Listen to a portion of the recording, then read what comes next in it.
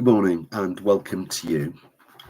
I've done a short video on John Turode, and I wanted to do, just to be fair, if you like, to the MasterChef duo of John Turode and Greg Wallace. I wanted to do one on Greg Wallace. So a little bit about his background and maybe two key takeaways for this whole situation, if you like, about MasterChef, which is the core, if you like, of both of these men's reputation and both of their incredible wealth, actually. It was an incredibly successful program running from, I think, 2005 to the present day. So what of Greg Wallace, the rambunctious, gregarious Greg Wallace? What of him? Well, his background was as an East End fruiterer in Covent Garden. He's 61 years old. And I think it would be fair to say that although he's an entrepreneur, a restaurateur, and a TV presenter, MasterChef made Greg's reputation. Greg Wallace left MasterChef in 2024. I'll come back to that in a minute. But he was sacked finally by the BBC in the summer of 2025 when a list of accusations were upheld against him. And that meant that the BBC would not be employing him again. So what of Greg's background? Well, he was born in London.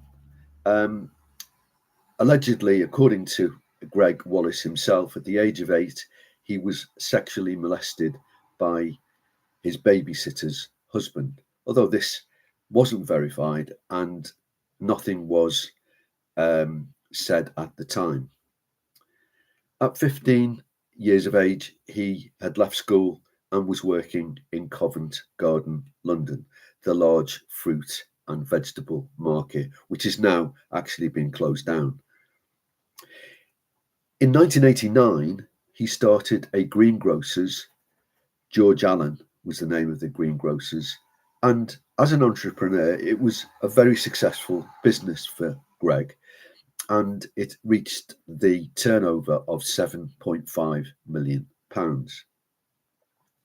In 2010, he went into the restaurant business, but this tanked in 2013, and his company was left with unpaid debts and was wound up in 2013. As a character, he has, according to Andy Kershaw, a fake barrow boy bonhomie. He's this larger-than-life character, if you like, salt of the earth, East End Cockney type character. He was born in Peckham, London. He also featured on the programme in 2013, Eat Well for Less. MasterChef, which made John Turode's and Greg Wallace's career in many respects, ran from 2005 through to 2024 with John Turode and Greg Wallace. But in 2024, it ran into a storm. There were many incidents, mainly from women, but not exclusively so, of incidents of a sexually harassing nature. In one incident, he appeared on set in his underpants. He would go into detail about his sexual conquests to women in a one-to-one situation, which made many of them very, very uncomfortable. In rebuttal, Greg Wallace broadcast quite a strong rebuttal of those accusations and famously said, "These accusations are made," and I quote, "by a handful of middle-class women of a certain age." And to be fair to Greg, he did retract that and issued an apology. In January 2025, Sir Rod Stewart clashed with Greg Wallace about his wife, Penny Lancaster, accusing him of humiliating Penny on the show. Kirsty Walk, who is a Newsnight presenter, accused Greg Wallace of inappropriate sexual comments. Now, we could spend forever and a day backwards and forwards. I just wanted to share one thing, a personal contact I had with Greg Wallace.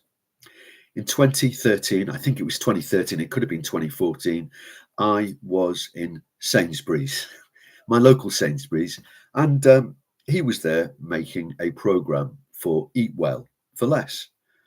There was no, he wasn't actually broadcasting at the time, and I just got an iPhone. It was the first iPhone I'd ever had, actually, and I thought, oh, I could just record, a famous person in my local Sainsbury's. I'm not heavily into celebrity, but I thought, well, why not take a couple of photos, and it's just something for the record. Anyway, I just took a couple of photos using my trusty iPhone, and all of a sudden, this, I'm sort of 5'8" in height, fairly well built, and this sort of 5'10", 5'11", largely built, bald man, completely bald, bounded over to me and was right in my face. I looked over at the production crew, who weren't filming at the time, and they were sniggering in the background, and he was completely in my face. I don't recall exactly what he said, but I would say that I felt intimidated and slightly humiliated by the presence of Greg Wallace, maybe no more than a foot or two away from my face. That's a personal recollection in my local Sainsbury's where he was filming Eat Well for Less. Now, that's no excuse to destroy a man's career and reputation. We've all done wrong things. Think about when you were maybe in a motor car and called somebody an unmentionable name, or maybe even made a hand gesture. He who is without sin, let him cast the first stone. So I wouldn't in any way condemn Greg for my situation in Sainsbury's, but it did surprise me. And I wouldn't say I was left traumatized for that whatsoever. In fact, it makes me smile, if anything, today. So, what of the situation? I want to give you two key takeaways. In his defense, Greg Wallace's defense, he's used his recently diagnosed autism as a form of defense against the accusations against him. So taking off his trousers, wearing no underwear, underpants, he's using his autism as some form of defense. Now, personally, I find that atrocious and wholly inappropriate. I would question whether Greg has no moral compass. I believe he does have a moral compass, and he's going to fight the BBC, I believe, about his dismissal from MasterChef. Whether he's going to fight Banerjee, the production company, I don't know. But I would question that the man does have some form of moral compass. He may be bumptious, he may have this barrow boy bonhomie, as Andy Kershaw said, but I would say that he probably does have a form of moral compass. But I think that moral compass is going backwards and forwards, and he's suppressing that.